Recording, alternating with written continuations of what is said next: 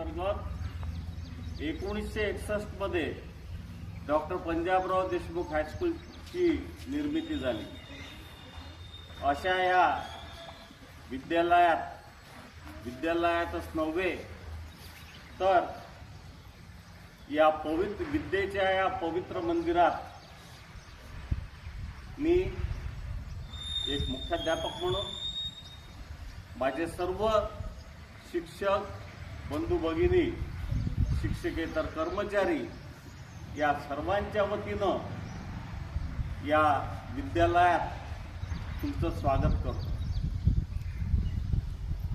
आज तुम्हाला पुस्तकं दिलीत, काही जणांना मिळालीत, सगळ्यांना मिळणार आहेत। आज तुमचं स्वागत या ठिकाणी झालं आणि